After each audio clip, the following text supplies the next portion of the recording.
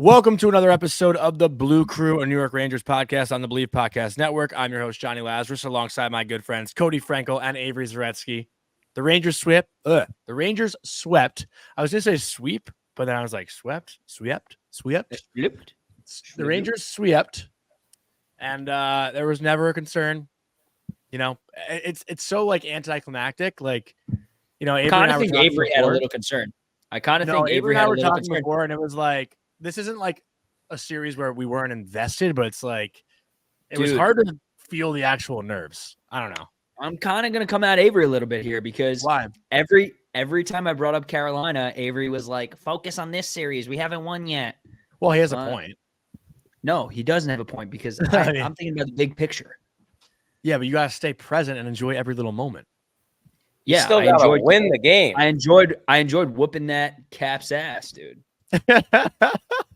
I know, but first of all, I'm just messing with you, bro. Yeah, I love you. There's not even a point to get into it. So no, but sometimes I get what Cody's saying too, though, because sometimes Avery can be like, dude, just focus on the now. Like, yeah, very. Sometimes cliche. I'm just saying, take one day at a fucking time, man. Like live your life. Whether you were stressed or not, series is over. It's behind us. The Rangers were off on Monday, which is today. They're going to be off on Tuesday, which is tomorrow. They're going to practice for the first time Wednesday, hoping to get there so we can get some more like comments and stuff from how they feel about the series and everything. The Islanders and Canes play their game 5 on Tuesday night. So tonight, probably as you're listening. So we still don't know who we're playing, but I have a question for you guys. What? So would you prefer the Islanders to win tomorrow night, or would you prefer the Canes to just finish it? And let me tell you what I think, and then I want to hear what you guys think. So one way or another, right? The Rangers are probably not playing before Friday, Saturday, the earliest. And I'm just thinking, what? Definitely not. Yeah, so I'm just thinking from the lens of like, realistically, Islanders fans, there's 0% chance you're winning 3 games in a row. It's just not happening. I would almost rather. What? It'd be 4 games. Yeah, well, it would be 4. Yeah. But I would almost rather. I would rather. I think the Canes just win in 5, because I don't want the Rangers to have too long of a layoff and get some form of I need them to play like in the competitive mindset, and I feel like them being off this whole week going into the weekend to play game 1, I think is the perfect amount for them to reset and get going. And I'm very nervous that somehow the Islanders squeak another game or two, and then it goes into next week, and it's just a long layoff. So I actually have a thought on that, which I didn't really have a thought prior to you saying that. And where there typically would be concerned, this Ranger team, when you think about it, after every layoff or every break, they've come out firing. Early part of the season, their record at the start, I don't have the exact number in front of me, but, one of the better teams in the NHL in the first 5 to 10 games. All-Star break, they come out. I think they won, 8 straight after All-Star? Then this little gap into the first round, they sweep. This team knows how to ramp it up, and I think a lot of that is because Laviolette. So this whole rest versus rust thing, maybe the first period of game 1, they would look a little bit, not out of place, but maybe the timing is a little bit off. It would take them a little bit to settle in, but I don't think it's a real issue of them buying in. This team's bought in. I really have no concern about the Rangers showing up to game 1 and looking totally lost. And I think, I wouldn't have thought of that until you brought it up, to be honest. Mm-hmm. But I think there's something to be said about them going through it already in the regular season and having to ramp it up now. The Rangers have gone our entire lives without rest in the playoffs and haven't won shit. Yeah. So let's let them have their rest. Let's let them have their time. Let's let the Carolina Hurricanes and the Islanders beat the piss out of each other. Let's let them go buck wild, take as long as they want. I don't care. The Rangers need their rest. Let them, do their thing. They're practicing hard still. You practice like you play. I have no concern about the rest, and I don't think anyone else should either. Also, I'm the biggest Islander fan on the planet right now. I'm rooting for them to win every game. I'm rooting for them to win the series. Yeah, no shit. Obviously. No, I don't think everyone feels that way. Dude, if the Islanders could win another 3 games, I want them to win another 3 games. The problem is, but I'm sure there are people who are like, dude, the Islanders come back in the series, then we have to play them after a week off. Like, I don't want that. You're out of your mind. I would take playing the Islanders after a month off before I would take playing the Hurricanes. Also, think about the extra time, what it does for a guy like Filip Chytil. It's a conversation that, I had a question for you guys. So, a lot of questions for us today. You like that? Yeah, good shit. So, somebody's got to bring the squad up. So you did. You actually did. I was so exhausted, and you brought my energy up. Well done. All right. So what you said, Chytil, every day counts at this point, right? Every day of rest for the Rangers is another day for Chytil to ramp up, get inch closer and closer and closer to being part of this team in round 2. Where would you say he's at? Like, when would you expect to see him? I mean, if you're going to do it, I had this conversation with Colby today in our show, and I'm usually old school in the terms of don't change a winning lineup. The Rangers just won 4 straight. They swept. They've been playing pretty well.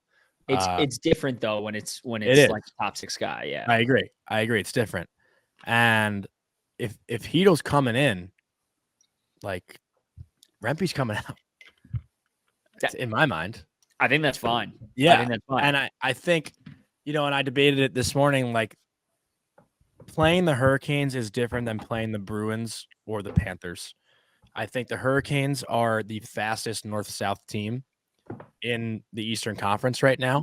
Mm-hmm. And, in speaking with Matt Barzal after Game 4 and hearing from the Islanders, because I covered the Islanders Games 3 and Game 4, and I thought the Islanders actually could have won both those games. Yeah, no shit. Did they blow a 3-0 lead? That was Game 2. Oh, that series could be 3-1 Islanders right now. But Barzal, who's one of the best skaters in the NHL, said this is the tightest checking series I've ever played in. It is very tight out there. The Rangers need to put their fastest lineup together to play against Carolina. And Filip Chytil is probably one of the fastest forwards that they have. So, in my opinion, I think there's a little bit more incentive to play him right now. And if you put him in a Game 1, there's no sacrifice as opposed to letting him wait it out and putting him in a Game 3, Game 4. If you play him in Game 1, the feel-out game, and you could sense something's off, you can make adjustments after. But if you play him in Game 1 and he does well, you just kind of ride it. I really don't know what the right decision is, and that's why I'm not a coach in the NHL. Yeah, but it's really hard, and I want to hear Avery's opinion. Avery's too. Quiet today. What's going on? Yeah, but no, it really is hard to kind of gauge these types of decisions, right? Like, what if I don't want to do hypotheticals. I don't want Avery to get mad at me, but like, let's just say the Rangers are 2-2, Game 4, Chytil hasn't come back yet, right? It's like, how do you make the decision as the series progresses to throw this guy out there blind? Like, he hasn't gotten the type of competition in months that, like, practice is one thing, but like being in the game against a fast team like Carolina, it does stuff to you. So like, how's he gonna? I don't know. I want to hear your thoughts, Avery. Yeah, I'm just trying to keep the flow of the podcast. Don't want to interrupt people, but we're just giving you a hard time. I have a thought after. I didn't want to interrupt though. Filip Chytil, I think. Listen, we know what he can do. We know he would really help this team if we put him back in the lineup. I just don't know what the situation is. It's so weird. You're obviously not going to get much from the Rangers about it. And are they using it as like a decoy? I genuinely don't know because they haven't. There's shown no any way, signs. bro. There's just no way. Who's? I'm not even trying to be a dick. Like, what team that's a juggernaut is afraid of Filip Chytil? I don't think. I mean, but he's an extremely impactful player when he's in the lineup. I just genuinely don't know what they're going to do with him and what the plan is. So I don't want to make a hypothetical, but I think Johnny had the best answer in that you play him Game 1 and it's really like no harm, no foul.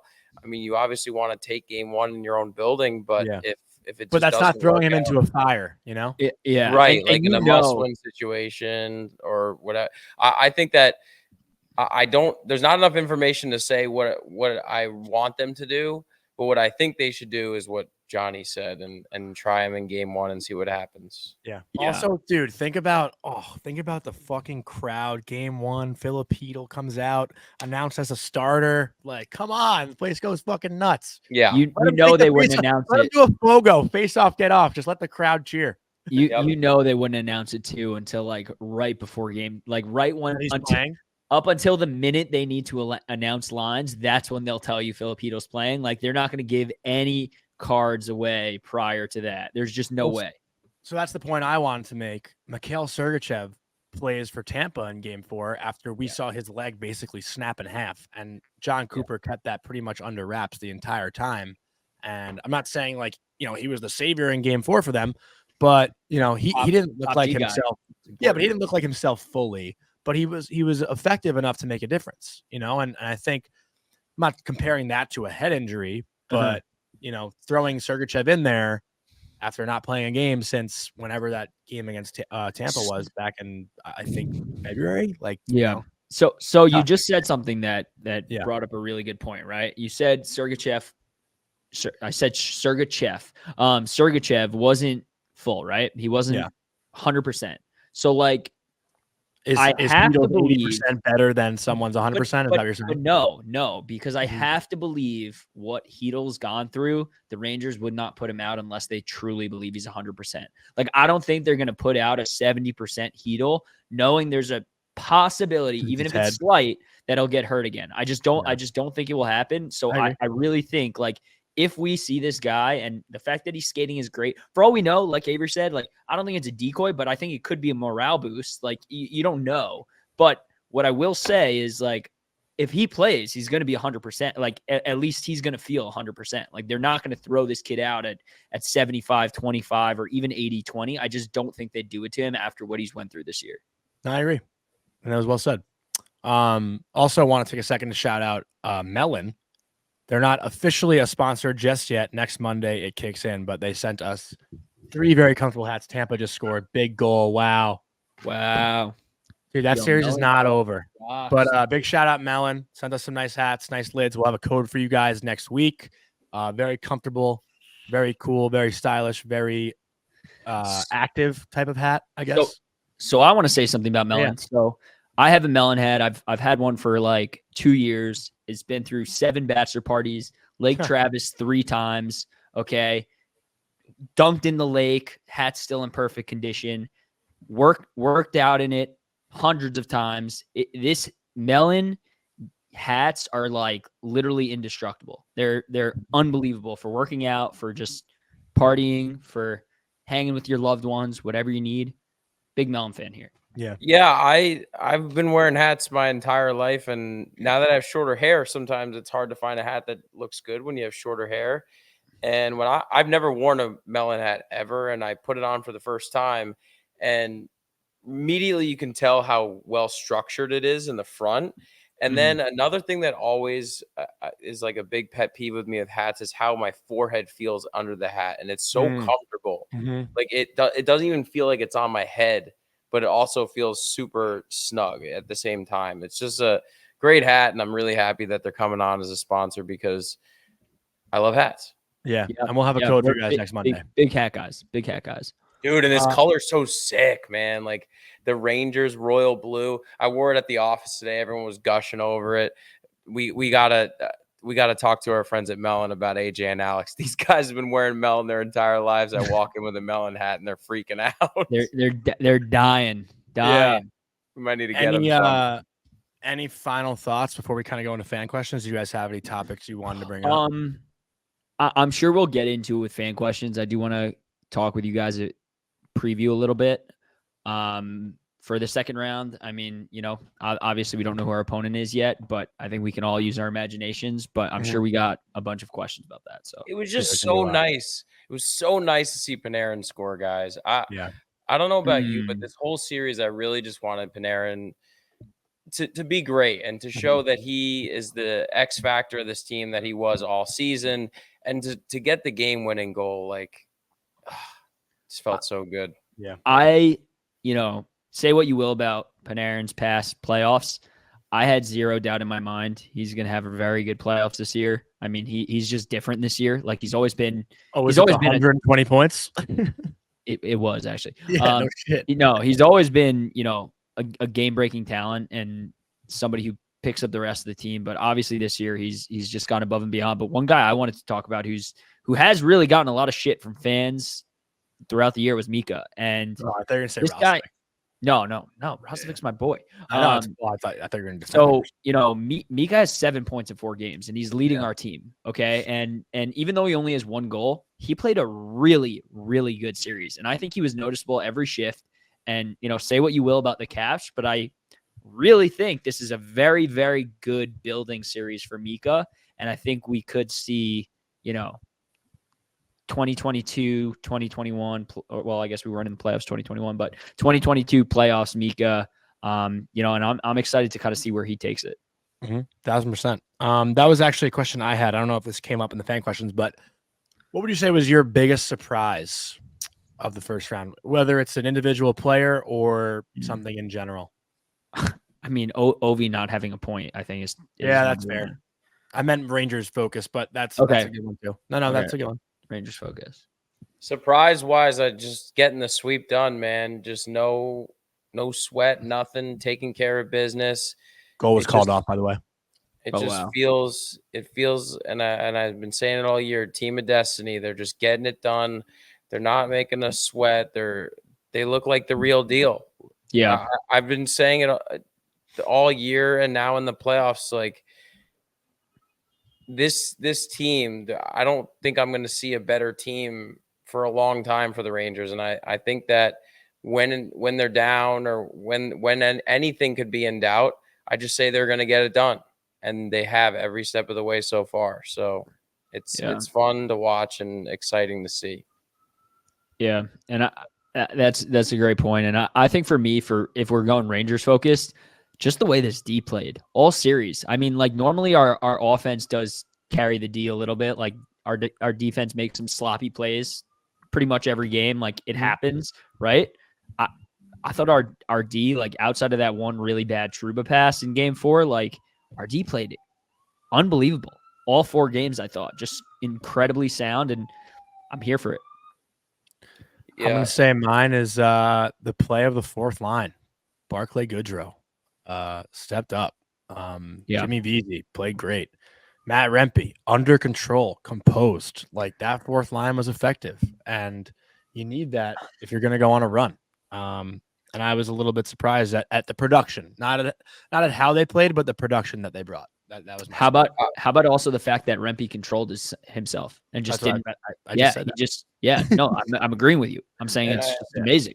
And I also know you guys, you ragged on Kako a little bit this year, and the 3rd line. I think this is probably the craziest stat besides the Ovechkin one. The 3rd line was not out there for a goal against in this series. And did they just have that 1 goal? Kako's goal? They only had 1 goal. Yeah. Yeah, but you want to talk about defensively. You want to talk about defensively. That's what you need out of your 3rd, 4th line. Dude, what have I been saying? Yeah, and just because they're not putting up all the points on the board doesn't mean they're not effective. And that goes to show they weren't out there for a single goal against, which is insane. Rangers ended up with 11.4 expected goals versus the Capitals 8.3. I really think the Rangers just dominated and showed off their talent in this one. Agreed. And the last thing I'll say, and then we can move on, is like the versatility. I mean, like we didn't have to leave it to our top 3 or 4 guys to carry us through the series. We literally had 10 guys who were dropping like everybody was contributing. And I haven't seen that as a Rangers fan I can't even remember. Like I literally, even in 2014, I don't think I saw that. I mean, in 2014, I know Zook led our team, but it's just a good sight to see. So that power play goal, Panarin's goal, might have been the smoothest power play goal I've seen in a long time. Just the way they moved the puck, it was like bang, bang, bang, and it was in the net. The Keandre goal was insane too. It was just tic-tac-toe. Short-handed one? Yeah, it was so sick. Great play. But I agree. Fan questions. We have a lot. All right. So Perry Kunavelis first. Top 3 most impactful players from that series. Kind of what we're talking about right now. But top 3? Yeah. Vincent Trocheck. Yeah, he's a lock. Number 1, 2, Igor. Yeah, lock. And then 3, you can pick your poison. Cody's. I'd probably go with Mika. Yeah, 3. I'm going Keandre Miller. It's a good one. I'm going Keandre Miller. Mika would be 4. I mean, it's so tough. Like so many people contributed. I just think I really do think Keandre. Normally, what Fox's role does for this team, I think Keandre did it this whole series. And not that Fox played bad, because he didn't by any means, but I really think Keandre was the dude who stood out to me every single game from RD. So fair. I mean, I think Vinny is the lock, right? Trocheck was. I mean, Igor too. Igor's a lock. Yeah. But Vinny, what? 3 goals, 3 assists, 4 assists, 3 assists? Yeah. 3-3. I mean, power play, shorthanded, 5-on-5. Like, Vinny did everything in that series. Like, he was awesome.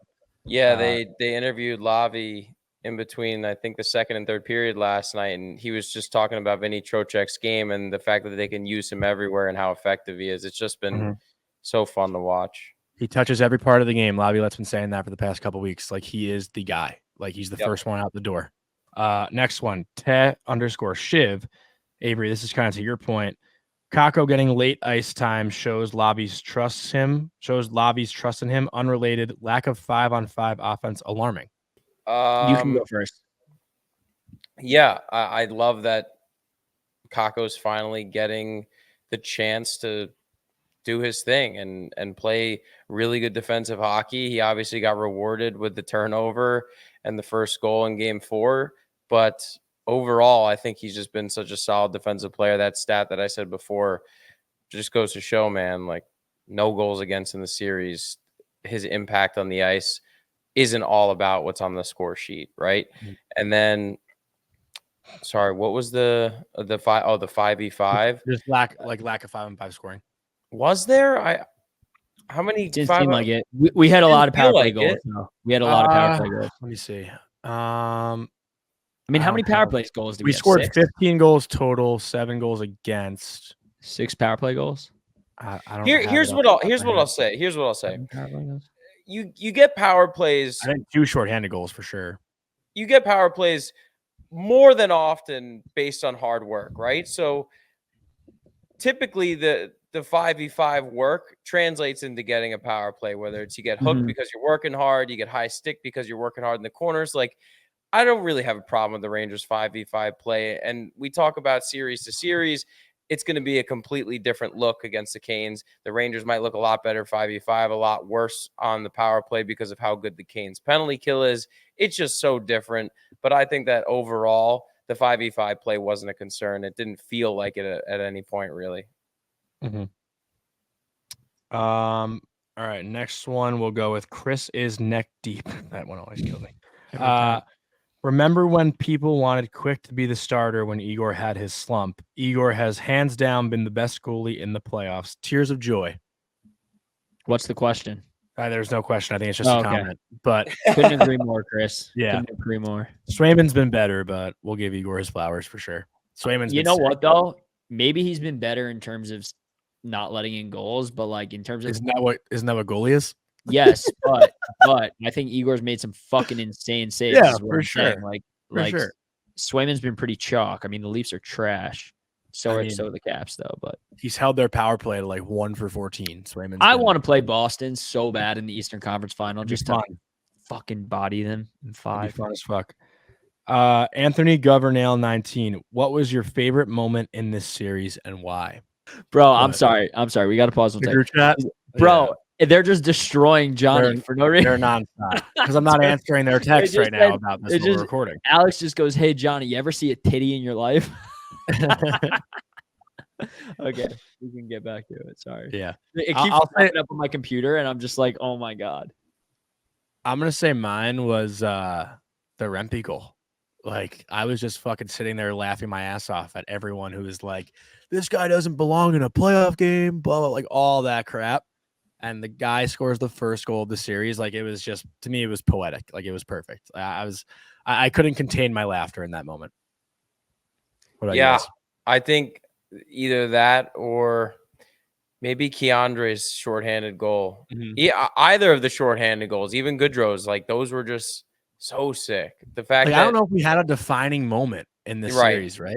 Yeah, I don't really think so. I think honestly, maybe the Panarin hit on Oshie. Yeah, anything Matt Rempe did, he was just so awesome, man. And I think that one the goal stands above anything else. I just love that Rempe, he's just having fun out there. He's just having fun out there, laughing things off. Like Wilson's trying to fight with him, and he's just like laughing in his face. It's awesome. Yeah.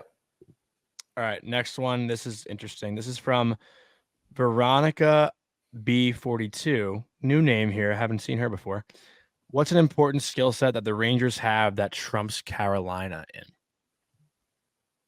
To me, it's pretty fucking even, honestly. Like these teams match up really well against one another. If there's anything that I could say that the Rangers might have an advantage of, it's the amount of talent. I think the amount of talent. Goaltending too, but Freddie Anderson's been really good. You got to give Freddie Anderson. Yeah, but I mean, he's not Igor. But he's been right there. He has. Like, I'm not saying I'm taking him over Igor, but like I think the Rangers' talent throughout the lineup is definitely better than Carolina's talent throughout their lineup. Like they have good, solid pieces, but the Rangers have overall better talent. I mean, listen, don't get me wrong. The Canes are a very, very good team. The fact that they have Kuznetsov on their fourth line is a little scary. But their top line's for sure scary. Like their top line is scary good. Next one. Yeah, I was just gonna say I don't feel like they don't have a lot of individual superstar talent, in my opinion. I think they're more just a superstar team. When you put all their pieces together, they're just such a great hockey team. You know, you have the Ahos and the Svechnikovs of the world, but other than that, like I think that they're just such a good team together, and I think that's what makes them scary. But yeah, I'm taking Igor over Anderson any day of the week. The Rangers decor I think is better, but the forward lines, you know, you could be a little bit interchangeable there. I think that Carolina's really deep, but I still think the Rangers take care of them. So this next one's kind of interesting. We already talked about the first part, but it's two-parter. Mike_D92, who was the MVP of the series, and who do we need to see more from in the next round? So the second part to me is a little bit more interesting than the first part because we've talked about the MVP. But I think, and this is going to hurt me to say it, but I think Lafreniere was a little quiet. Yeah, he wasn't really showing. Cody, you're muted. Your mic's off, but he wasn't really showing his confidence like he was in the regular season. He wasn't carrying the puck over as much. I would like to see more. It's not that he wasn't doing. Yeah, I don't think he played bad. He just didn't like have, you know, they're in the regular season. Like he had 3 to 5 prime scoring chances a game. It felt like. Right. I mean, dude, he did have like, I think 5 shots in game 4 or game 3. Yeah, but I'm saying like, you know, plays where it's like, whoa, Lafreniere looks fucking good. You know, there wasn't really many of those. Yes, but like, I hate to say this, but he didn't need to. I mean, no, I know. Well, but the question is like, who do we need to see more of? And it's to me like, you know, Trocheck played great. To me, it's Fox. I mean, to me, it's a no-brainer. You think so? Yeah, for sure. Dude, I thought he was really Foxy physical. is like, dude, he's a guy. Listen, he had a good series. Don't get me wrong, but like, when we're playing Carolina, if we're playing Carolina, we're gonna need Adam Fox to be Adam Fox and just dangle, dominate, vision, like make play. Like I didn't see any play. You know, he maybe had one insane play like all series. Like that's a nightly thing for Adam Fox, and I think we'll get some motivation from the booze and stuff because you know he's gonna get it every time he steps in that building. True too. So. Yeah, and also how about the? I thought you meant alcohol for a second. I was like, he's not fucking boozing. No. How about the all ex-Rangers line too? The pair, fucking D'Angelo and Shea. Yeah. Avery, any thought on that? Yeah, no, I agreed with you on Lafreniere. I think that he's probably. I can't really think of maybe Trouba too. Other than that, really. He blocked a lot of shots too, though. Like Trouba does a lot of little things that go unnoticed. Yeah, 100%. My issue with Trouba is I actually thought he had a fine series. Like I thought he played okay, but my issue with him is like, dude, he's too much of a vet to just make dumb mistakes. Like in crucial positions in games that we have to win. Like especially when it comes to the playoffs, and I don't like when he does that. And he does that every year in the playoffs. Every year he just makes a stupid mistake that he doesn't think pass it center ice to the other team, shit like that. He needs to clean that shit up. All right, we'll do a couple more because we have a lot here. Next one from Lindsay Egan. Do you guys trust this team to close out games rather than previous teams? Great question. It's a tough question too, though, because I don't think there was ever a lack of trust with Henrik. Not that there is with these teams, but for whatever reason,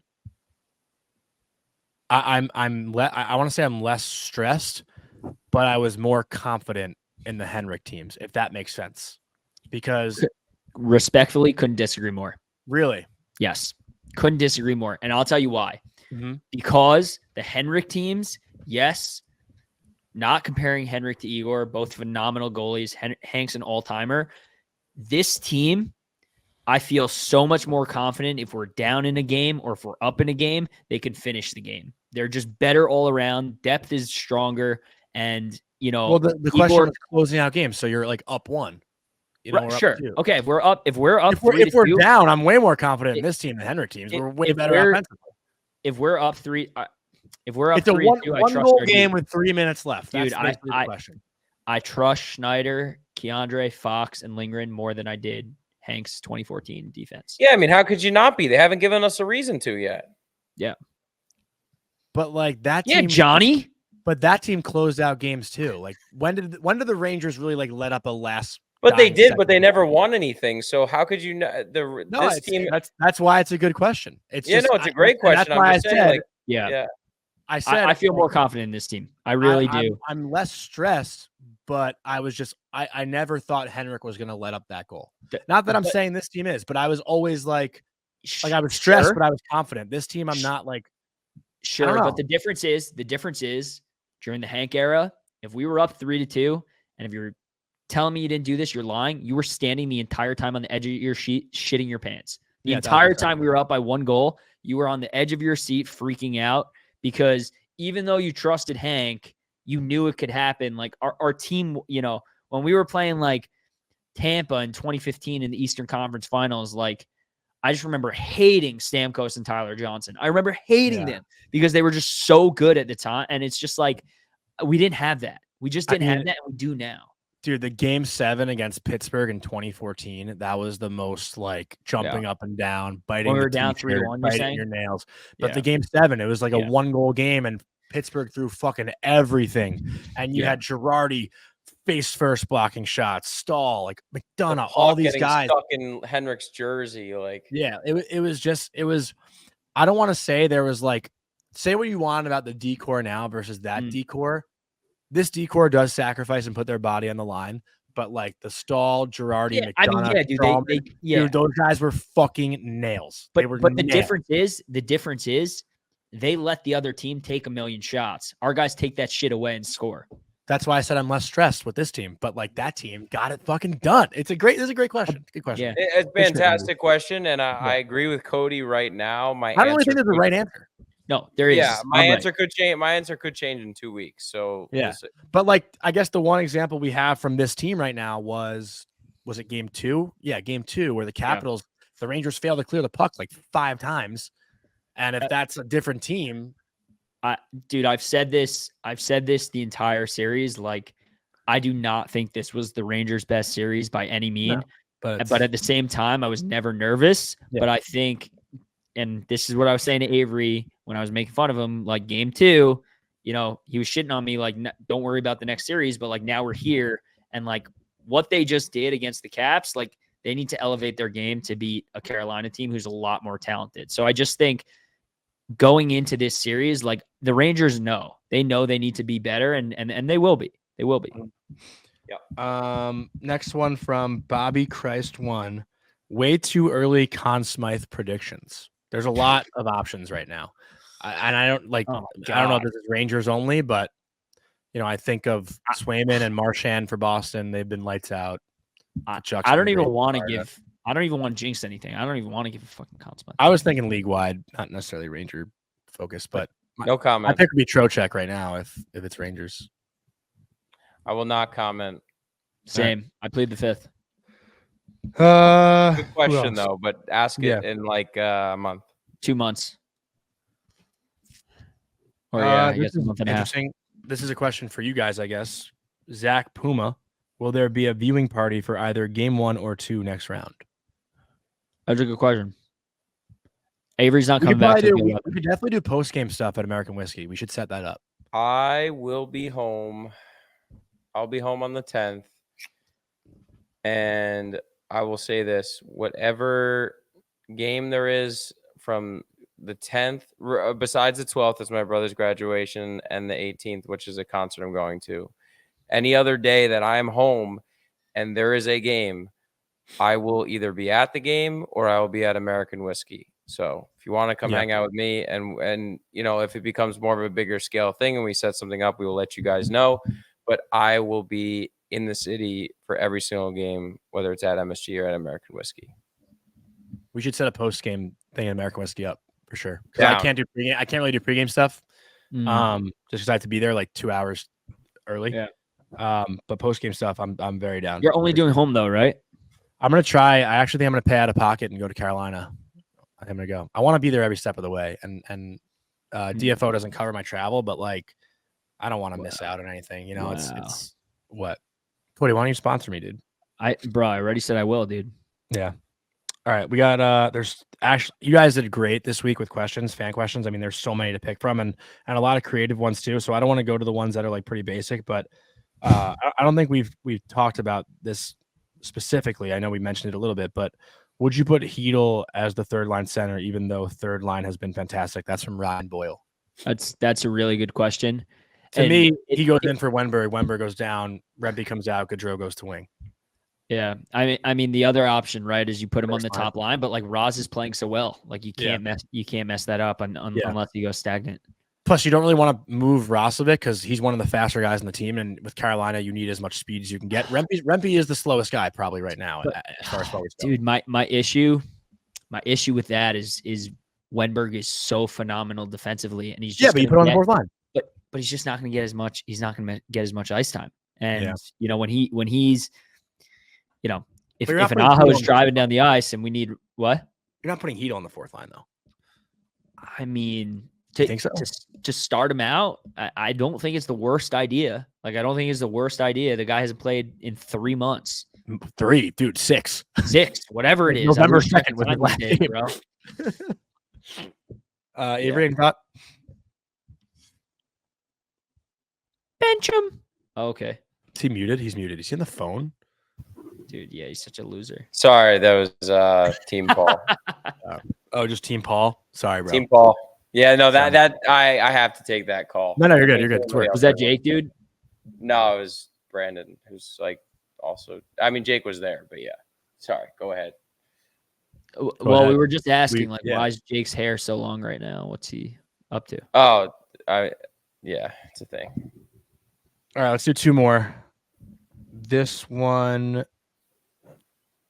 interesting. This is from a league-wide perspective. Willie White 17 LFGR exclamation point all caps. That's for Cody for sure. Which team is most likely to come back from 3-1 in these playoffs? I said the Nashville Predators. That was me. I said Predators. He didn't say anything. I think Tampa. Tampa? Yeah. Abe? Yeah, it's so. I mean, we lived through it. Amalie Arena, if you give those guys hope and that roster is still so good, man, if they win tonight, they might win the series. Everything changes if they win. 0-0 right now after the first as we're recording in that game. I'm very sad that Winnipeg is down 3-1. I was really, really hoping that was going to be a series, but I think the Avs are probably going to beat them in 5. It sucks, but it is what it is. Hell about that next round is going to be insane. If it's whoever it is, it's going to be nuts. And Edmonton basically has a fucking not a cakewalk, but they got either Nashville or Vancouver. Like Edmonton's. What's the Edmonton series at? No, it's going to be Vancouver, obviously. Dude, don't overlook Vancouver. I mean, don't overlook Vancouver. They had a hell of a season, and Demko's done. Oh yeah, shit! I forgot he got hurt. Yeah. Oh god, dude. They won 3 games with 3 different goalies. I totally forgot he just got hurt. And the Predators were the better team in both those games. They let a 3-1 lead slip away in the last 3 minutes. Yeah, dude. The Edmonton series is interesting because it hasn't felt like they're up 3-1. Like the well, games they have been played so like close. shit last Yeah, night. they won 1-0 last night. Yeah, But they got dominated too. Like LA deserved that game last night. I was up watching Yeah. the whole thing. But- Like LA played their best possible game. Like that's Yeah. so dejecting. When you play as good as the Kings played last night and you don't even score a goal and you don't come away with a win, that fucking takes the wind out of your sails. That is tough. When was the last time Edmonton had a shutout in the playoffs? Dude, I cannot remember once. They haven't had a good goalie in 12 years. Exactly, Dude. yeah. All right, But, last yeah. one from Christian Iski. Who's the Rangers' biggest threat, or who is the biggest threat to the Rangers' chances of winning the East? Florida Panthers. Really, I think it's Canes. I think the Canes are better than the Panthers. I think in a You do? 7-game series, I think the Canes beat the Panthers. I don't think so. I think so. That's fair. Dude, I mean, with it's all Gensel, Nemkov, and what'd you say? hypothetical. What I say? It's all hypothetical, but I think I mean, listen, Panthers are a very good team, but like, I don't know. I don't know. I mean, Canes are right now, Vegas odds are the Cup favorites. Like, it's bizarre. Dude, which is so dumb that the they- Canes opened up minus 140, Rangers plus 120 on DraftKings. But they're the Cup favorites. The Cup favorites. Like, Yeah. it's crazy. I know, but it's so weird. I just think The best Florida coach top in the to league. bottom. Florida Yeah. top to bottom, man. They got Bob and Net. They got great defense. They have so many playoff performers. Kachuk is a pain in the ass to play against. That team, because we haven't seen them yet. I think that's really what scares me the most about them is we haven't seen how they would match up against us, and that is what would make me fear them the most. But yeah, I mean, Carolina's scary too. They're a great team. They're gonna want revenge from when we beat them. So it's a lot. I think on paper, Boston's a really bad matchup for the Panthers. I think on paper, Boston matches up against them really well. And I could see that being a long series that goes 7 and could be a shootout either way. I don't know if I agree. Bro, the Why not? Rangers just need to win 12 more games, man. Just 12. That's it, dude. That's it, That's a dude. lot. And they only have to I go know. through the Canes, probably the Panthers, and then one of the Oilers, Avalanche, Vegas, or Stars. It's all groovy, baby. All right, boys. Any final thoughts do before we it. wrap it up? We don't really know, I guess, when our next pod will be, depending on schedule and stuff. So Yeah, you we're guys probably doing not this going to weekend? record. We're not. I mean, we're not going to record once the Canes advance, but we'll probably record right. if the Islanders come back and win, maybe we will. But Yeah, I mean, never say never. But I guess after game 1 would be like our probably first pod. or like- prior. I mean, depending on any lineup changes or anything. Yeah. What are you guys doing this weekend? It's a good question. I have no plans. That is a good question, dude. It's Monday. You have your plans already? Yeah, I'm going to Formula. Oh, that's sick. That's gas. I got nothing lined up. Um, I'm going to the Canuck on Thursday. That's something I've got planned. Yeah, that's a good nice. one. Good What are you spot doing there? there. What are you What? doing there? Oh, it's Julie Stewart Banks' birthday. She's having her birthday there to watch some hockey and hang out and shit. So Sick, shout out bro. Julie. Also, shout I have out Tony. brunch on Sunday. Hell yeah. Nice. Shout out Wait. Tony from the Normandy Shores Golf Club. He, Dude, those were sick. The clubs. Yeah. Well, no, that's Stratton Haley. So my buddy, Oh. he, when I was working at Barstool for 51 Strokes, he made a club for Caleb. Long story short, him and I became friends, and he made me a set, my last set, and then I asked for a new one this year because they were getting old, and I wanted to do some Ranger stuff. And then I posted it yesterday, and then I get a reply on the tweet from the guy who worked in the pro shop. He didn't say anything to me beforehand, but then he was like, "Hey, love the pod, this and that." So shout out Tony. That was awesome. Right. That's Fuck yeah, dope. Tony. Love That's it. dope. I have a fitting in a week and a half. Awesome. I'm sure the Yeah. people at home really want to hear that. They do. Johnny, you And golf? also Bro? shout out Melon, baby. These hats are sick. Johnny, you golf? Nah, I pickleball. I Nah, you pickleball, don't. fam. I don't fucking golf, dog. You don't pick a ball, bro. You roller skate. Let's get pickle. real. I do skate, but I also pickle. Send it off. Smoke you, bro. LFGR.